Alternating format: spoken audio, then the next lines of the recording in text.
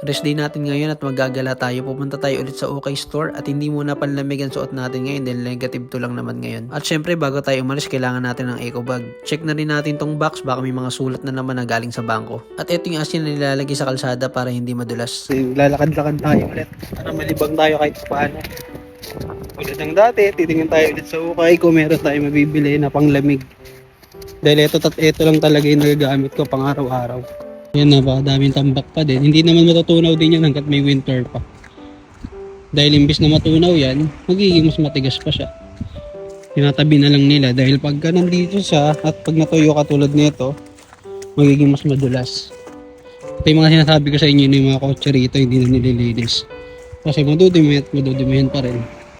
At nakatawid na nga ako at malapit na ako sa OK Store. At pagpasok ko napansin ko agad na marami silang bago ngayon. Katulad ng mga figurine, pan-design sa bahay at mga damit. Pantalon, long sleeve, jacket at kung ano-ano pa pang babaeng damit at panlalaki. Nakapili na nga ako ng jacket to. At bumaba ako at may mga nakita rin ako mga bagong stock nila para sa mga pangbata. Katulad ng mga laruan, damit at mga sapatos. Kung alam ko lang sana kinuha ko yung ganyan sa basurahan. Then naka-shampoo ako ng pangalawang napili ko. Halos bagong bago pa, waterproof at wala pang sira. So yun, nakalabas na nga tayo at di ako nag-vlog kasi nga bawal. At paglabas ko medyo sinusumpong na yung snow. At ayun, medyo lumalamig na nga. Sabi ko na mali na naman tong nasuot ko. Naprank na naman ako ng klima. Ayun si kuya, diba? May pinindot siya. Kasi talaga, hindi basta-basta tumatawid dito. Ako lang talaga yung pasaway. Sorry po sa mga nanonood. Kaya pinipindot siya. Naghihintay siya mag-stop bago siya tumawid.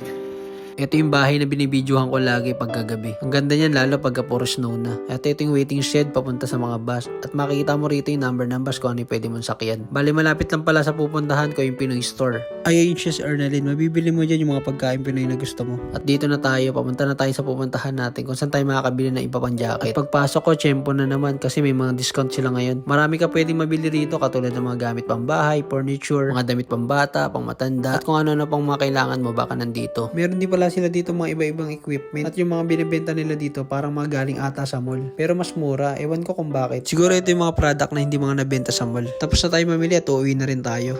Daan tayo rito sa gubat. May shortcut dito sa amin eh. Galing dito sa highway. Medyo malayo-layo pero okay lang. Maganda naman yung daanan, no? Naka-enjoy, di ba? Dami mga namamasal ngayon. Nakita ko ang dami mga punong nagbagsakan. Siguro mga nabigatan sila sa snow na pumatong sa kanila. Wala lang, yun lang yung naisip ko. Every time my heart's being locked into your heart without you, hoping you feeling what I feel.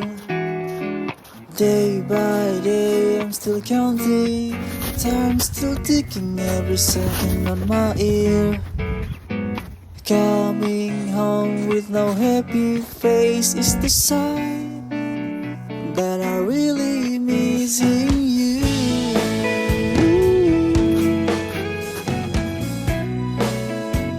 I really missing you.